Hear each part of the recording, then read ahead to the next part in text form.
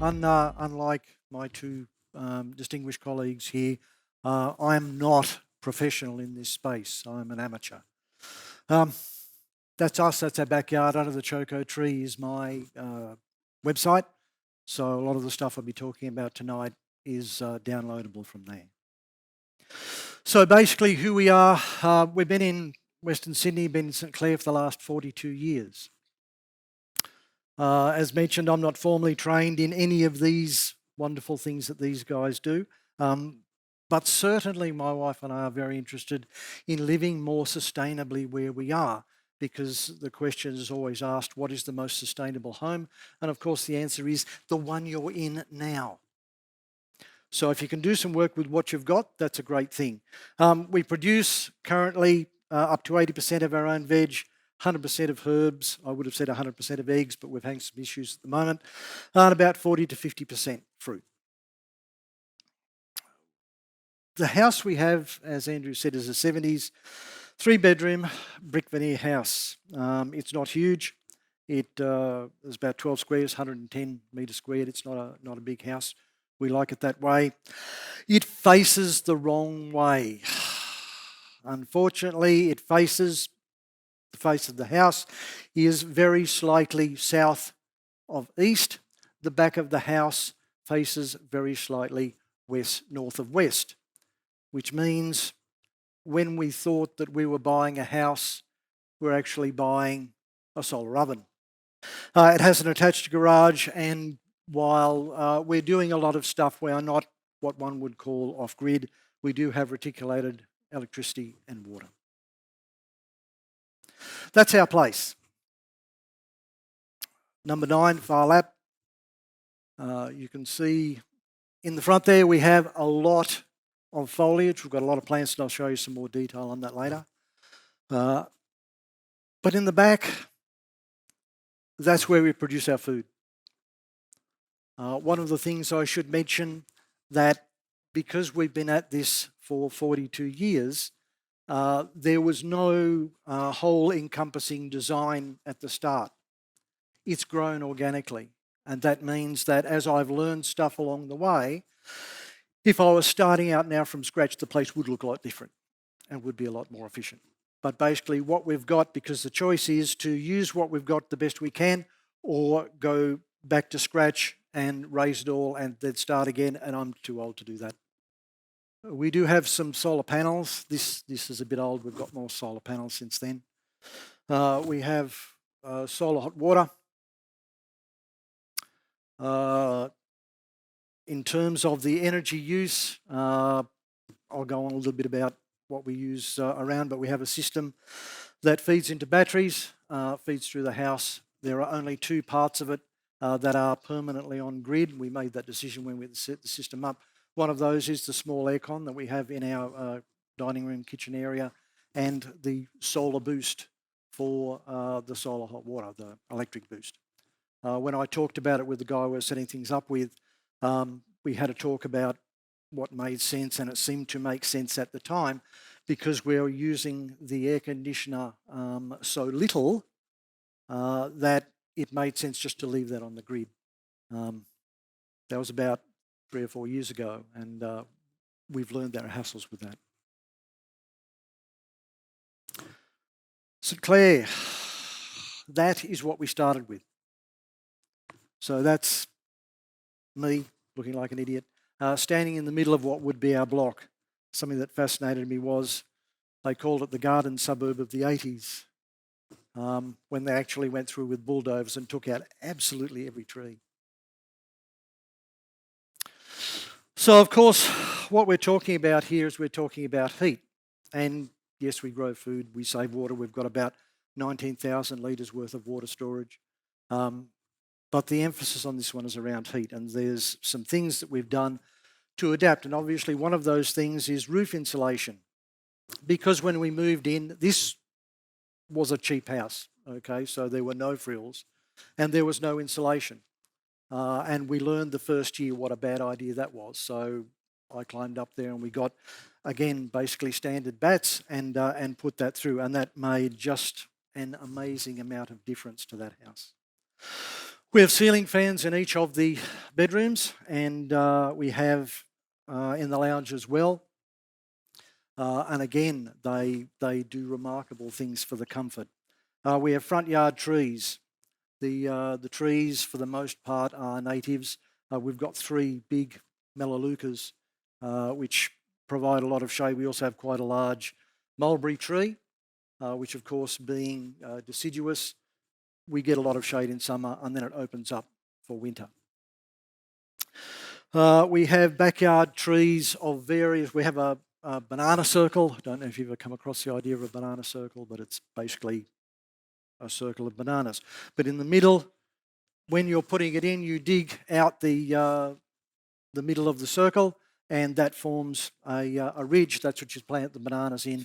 And then you put water and organic matter into the centre, because bananas are very thirsty and very hungry, and they make the use of that. And so when I originally had one of these in the front yard and didn't have any of that, they didn't do very well. I transferred it to the backyard, and the water from our bathroom now goes into that banana circle. And it's just made a vast difference to how happy the bananas are. We have a back deck, which basically starts just a little bit into where the dining room goes all the way along to the back door. So we've got back door, laundry, kitchen, dining room. I was able to build that myself with the help of some friends who are skilled in the art, as the saying goes. But again, it's a vindication of the amateur. We have a cover over that. I really took heart in what Josh was saying about having covers which are removable. So when I was designing this up, the cover for the deck was clear fiberglass to allow sun in when we wanted it. And then I put over it shade cloth at about 90% to block that out. The theory was that in winter, I would remove that shade cloth, and that would allow more light into the kitchen, into the dining room, keep the house warmer. Unfortunately, my wife decided she didn't like that and she wanted it to stay there. So the theory is one thing, practice another. We also have outdoor blinds, which I'll show you what they look like.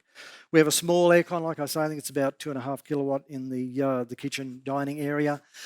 It's not particularly efficient because it's been there for 15 years, and at some stage we're going to have to do something about it. I don't want to do anything about that until it breaks. We'll see how that goes. We do also have solar panels on the roof. Most of them are on the back. We have some on the garage and a few on the front, and they actually act as shades, because as we've talked about before, it would be really great to have light roofing.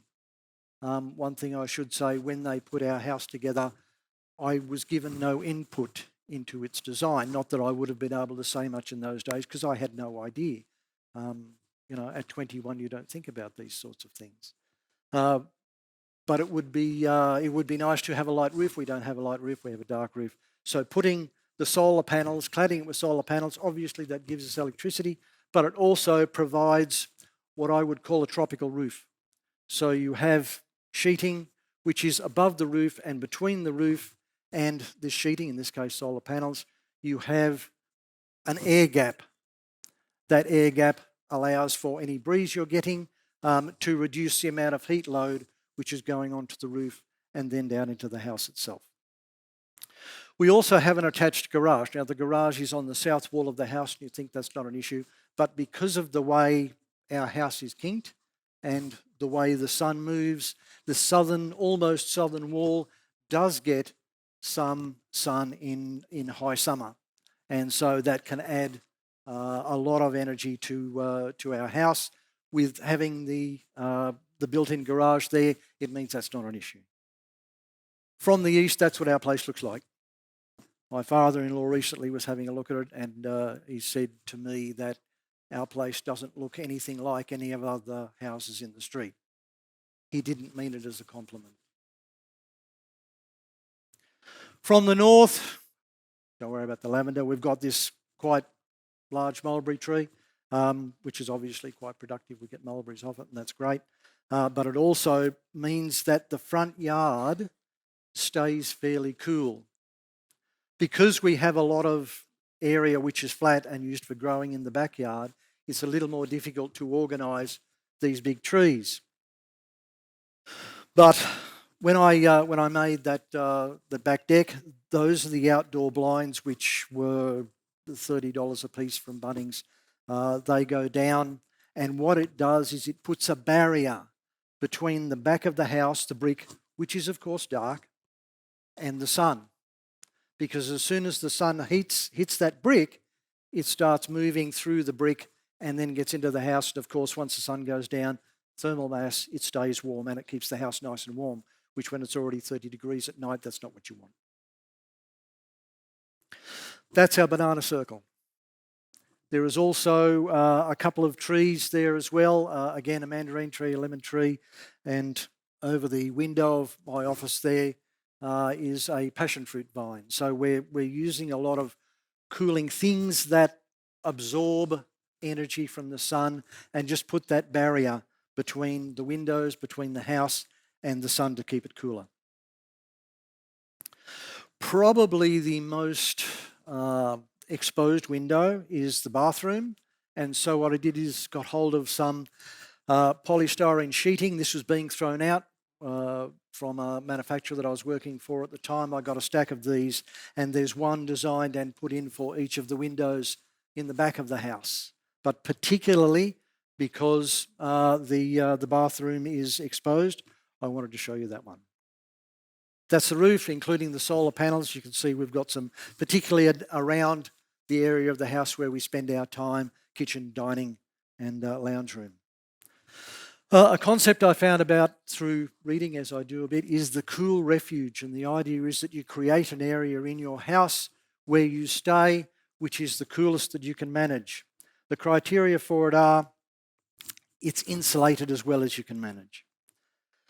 It's isolated from the rest of the house, has existing mechanical cooling assistance if you can manage it, and there is a sufficient area and facilities to be comfortably habitable for extended periods. So it's not the sort of thing where you want to have your cool refuge being a broom cupboard. You want a decent size. You want to be comfortable. We set up ours, the roof insulation and solar panels. Basically what I did is I looked at the house and realised that the area covered by kitchen, dining, lounge. In our lounge, we do have a fold-out bed, is what the lounge is. So we can stay in there in extended periods. We have window insulation on the back. We've got shutters on the front. South wall garage, fans and the small aircon help us out. Isolation from the rest of the house. And you can have folding doors. One of the things that I find interesting these days is the whole open concept thing, which makes it very difficult for you to heat and cool specific areas. Our house isn't built like that. It's got lots of walls. I like walls. But you also have holes there and you need to cover those up. What you can do by, if you don't have any other means of doing it or you're not particularly rich, is putting blankets up. And we have one of those we regularly put up between the kitchen and the laundry and find it works really well. That's where we do our cooking, and also because we have a fold-out lounge, we can do our sleeping in there as well. So it's fairly well set up. The results, our electricity usage in summer is mainly on the aircon because we have a system that powers our house fairly well, and the usage for that dropped from 5.14 kilowatt hours a day to 2.08 kilowatt hours a day once I set up and we started to use the cool refuge. So it's a drop of 60%. The temperature reduction can be 10 or 15 degrees without aircon on hot days. So if we're outside and we're looking at 35, 40 degrees, we're generally around 25 to 30. So the comfort level is quite good. That's it. Please, if you have a chance, you want to go onto the website, you can email me through it if you've got questions, or if you have questions on some of the stuff we've done, might have a chance to talk to you later on.